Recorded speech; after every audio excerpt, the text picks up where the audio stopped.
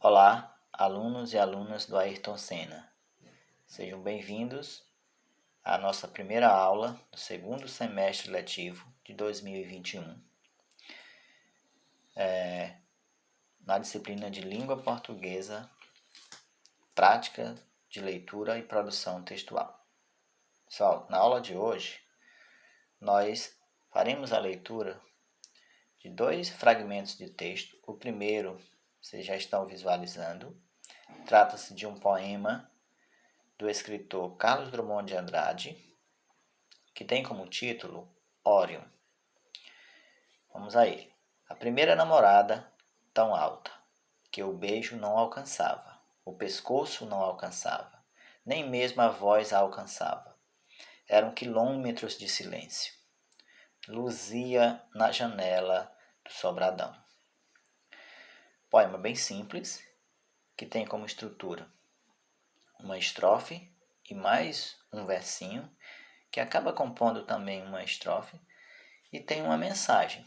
É um poema modernista, mas com ele traz uma mensagem, não apenas do jogo de palavras expresso na palavra Luzia, que pode tanto indicar o nome de uma pessoa, chamada Luzia, quanto uma flexão do verbo luzir, ou seja, brilhar.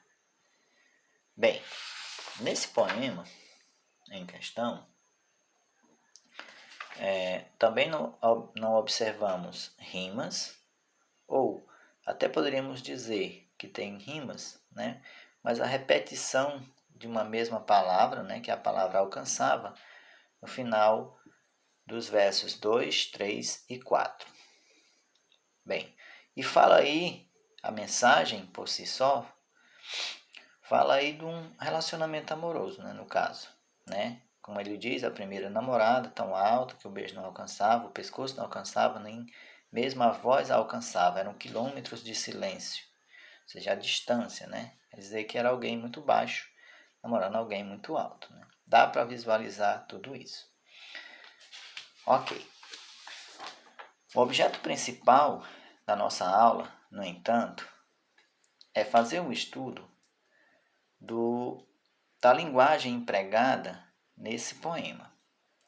Não somente neste, mas em toda a composição em forma de poesia que já nos deparamos aqui no nosso livro didático. Então, hoje nós falaremos de linguagem conotativa. Já é bem verdade que nós já citamos bem sucintamente o que seriam figuras de linguagem.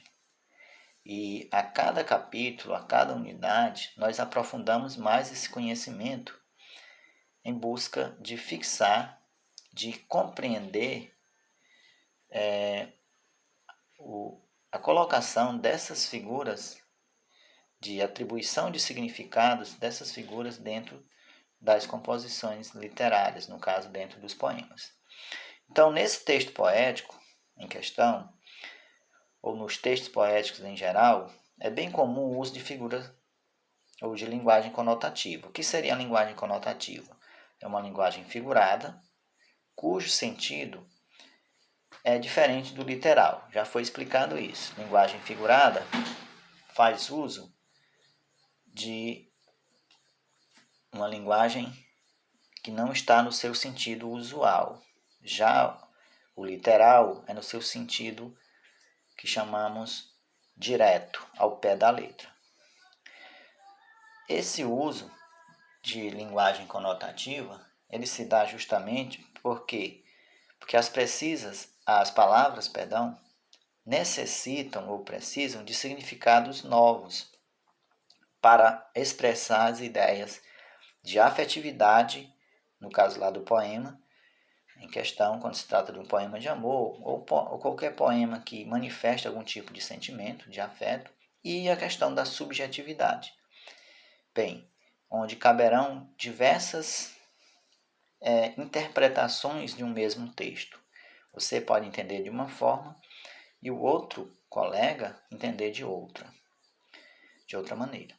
Então, ao usar a linguagem conotativa, para escrever um poema, o escritor explora maneiras diferentes de construir frases, criando as chamadas figuras de linguagem, que também são conhecidas como figuras de estilo. Bem, as figuras de linguagem, elas se distribuem ou elas se subdividem em figuras de linguagem que indicam aspectos semânticos, aspectos fonéticos e aspectos sintáticos. Bem, basicamente, o que seriam isso? Então, as figuras de linguagens ou figuras de palavras ou semânticas que indicam, que são associadas ao significado das palavras, uma delas nós já conhecemos, que é a metáfora, a comparação, a metonímia, a catácrase, a sinestesia e a perífrase. Já como exemplo de figuras sintáticas, nós temos elipse, zeugma, hipérbato, polissíndeto, assíndeto, anacoluto, pleonasmo, silepse e anáfora. E, por fim, as figuras fonéticas, ou seja, as figuras que indicam algum som, harmonia, estão associadas à sonoridade das palavras, como, por exemplo, a aliteração, a paronomácia, a assonância e a onomatopeia. Além destas todas, nós temos também as figuras de pensamento, que trabalham com a combinação de ideias e pensamentos, como, por exemplo, a hipérbole, aquela figura que expressa o exagero de algo, o eufemismo, a ironia, a personificação, a antítese, o paradoxo, a gradação e o apóstrofe. Certo? Então, todas essas figuras, que parecem ser complexas nesse momento, nós vamos estudá-las uma a uma, no segmento do nosso estudo do nosso livro didático. Por exemplo, quando nós tivermos algumas páginas lá à frente, no caso, a partir da página 76, nós estamos aí na página 74 do nosso livro didático, como vocês podem ver. A partir da 76, nós vamos começar esse estudo de cada uma dessas figuras de linguagem. Hoje, a nossa preocupação é unicamente com o poema, com o entendimento do que é linguagem conotativa e também a comparação do primeiro poema com este aqui, que na verdade não é um poema, mas é um trecho de uma música bem conhecida na música popular brasileira, que é a música Amor Maior, que aliás vou postar juntamente com esta aula a música, executada pelo cantor J Quest, para vocês ouvirem. Então, conversa entre textos. Esse texto em questão, ele tem, de certo modo, alguma ligação com o texto que lemos lá no início da aula, que é o poema Óreo. Vamos ver se tem alguma ligação?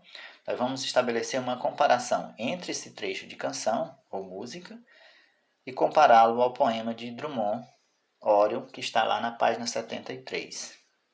Então, nós vamos verificar, dentro deles, vamos observar as semelhanças e as diferenças entre esses dois exemplos. Então, a letra da canção está aí, olha.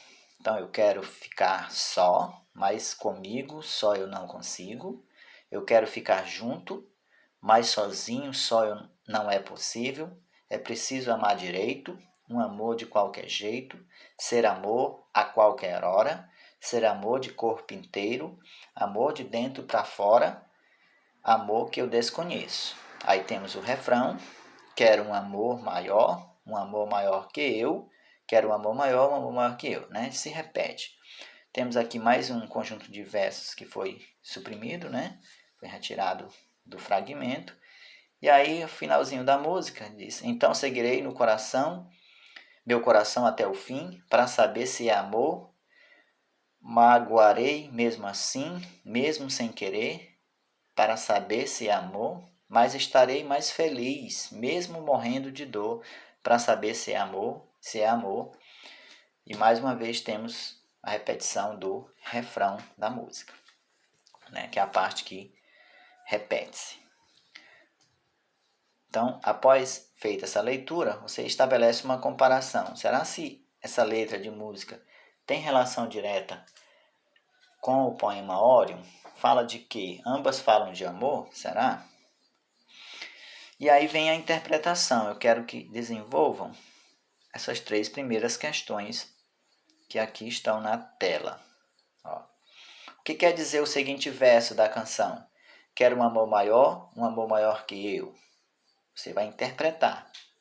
Você vai deixar aí 2, 3 linhas e vai me dizer o que o poeta, no caso o compositor Rogério Flauzino, quis dizer com este verso. Com suas palavras você vai explicar. Questão 2. Algumas palavras e expressões da canção contrastam, ou seja, elas se opõem entre si, expressando ideias opostas. Transcreva-as e responda. Então você vai buscar dentro dessa música palavras que são contrárias, têm sentidos contrários.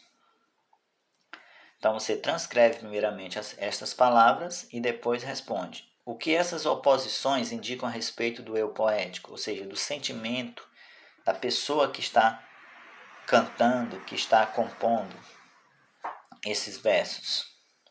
Então, o que quer dizer essas oposições? E por fim, quero que vocês identifiquem e transcrevam do texto o verso desse texto aqui acima, o verso em que o eu poético revela estar disposto a conhecer um amor verdadeiro, ainda que isso lhe cause sofrimento. Então, quais seriam os versos, ou o verso, em que o eu poético, o sentimento amoroso aqui, ele revela estar disposto a conhecer o amor verdadeiro? Qual seria esse verso? Então, é apenas isso que vocês devem realizar na aula de hoje. Até a próxima!